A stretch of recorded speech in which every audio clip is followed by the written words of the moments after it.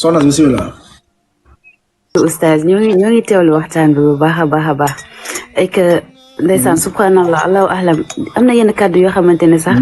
boo ko déggee man waxuma sax je parle pas de kàddu tarixa mais nga nekk jullit rek pour man war nga tiit et que nañ bàyyi war xel lu gën a am importance que ne yàlla subhanahu wa taala daf ñu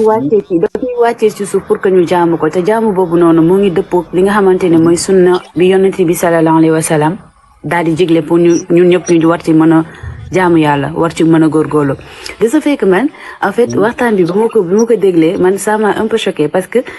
je me disais que donc et maam Adama dans tout ça en fait donc ñun wax ji ci déggin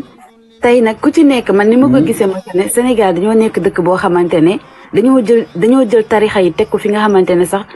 laata yàlla subhanahu wa taala la allahu ahlam maa ngi tuub ci kàddu yi mais dem nañ ba tey si sax mën naa ne ay waxu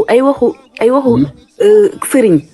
moom lañ gën a jox wormaal li nga xamante ne mooy soit yonent bi sallallahu alayhi wa sallam lu mu ñu jàngal wala yàlla subhanahu wa taala li mu wax ci alquranul karim ko ñu jëfe ko et que loolu noonu pour man ay njuumte la yoo xamante ne ñun jaamu yàlla yi ñoo ngi koy def parce que tey suñu maam boobu noonu kàddu yooyu mu yëkkati loolu man mënuma gëm kàddu yooyu noonu te yàlla subhanahu wa taala wàccee maam Adama génnee maam Awa après Serigne Touba doog a ñëw parce que Serigne Touba il faut ñu bàyyi xel que ne muy Serigne Touba muy Baye Niass muy maam Limamou ils ne sont pas des gens ils ne sont pas des prophètes ils sont juste des êtres humains comme ñun ay doomu aadama yi loolu noonu yëpp il faut aussi ñu war ci mën a bàyyi xel donc jaam mooy que ne comme mooy ñun doomu aadama yi nga xamante ne dañoo ñëw ci àdduna pour tar bi yàlla subhanahu wa taala tarbu bi boobu nag moo ngi dëppoo ak li nga xamante ne mooy sunna bi nga xamante ne yonent bi sallallahu alayhi wa sallam wàccee na ko fi pour tey ji ñu mën ci jokk mën ci góorgóorlu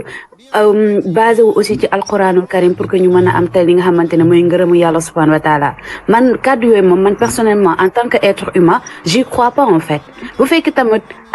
tey jii man je préfère tey débat bi ñoom ñuy yéeg bokk ci tarixa boobu noonu di dëggal wax yooyu noonu nañu indil ay dalin yoo xamante ne dañuy war ne lii fii la nekk ci dalin yi su ko defee ñun ñi nga xamante dañuy jàng parce que ci jàng lañ toll ñu mën a dem gëstu foofu bañ a réer et je me dis que on doit pas donner des informations yoo xamante ne à part saaga tuuma doo am dalil de oustaz on doit pas donner des informations yoo xamante ne ñun ay ndaw lañ ay soxna lañ te dañuy gëstu ci diine tey bu ñu indi ay argument yoo xamante ne gisuñu ko fenn ci dalin yi muy que ne soit ci xadis yi wala ci fenn foo xamante ne yàlla subhanahu wa taala bind na ko allahu ahlam dañuy réeral donc nañu bàyyi di ñu réeral te ñu jëm ñu teg ci yoon te wax yooyu noonu nañ ko delloowaat fu ñu ko jëlee woon ci sama kàddu bu gàtt nag man en tant que ndaw buy sàkku xam-xam ñu bañ ñu dugal ci gaam yoo xamante ne vraiment ñun sax di ci wax sax yàlla mën nañu ci indi li nga xamante ne mooy ay safaan barakallahu fiki et que ñoo ngi jéggalu aussi bu baax a baax bu kàddu yi amee lu ci danga que yàlla ñu yàlla macha allah di ñaan ngeen partager vidéo bi bu baax ngeen tapoter ko ñu leeral dëggu yàlla bi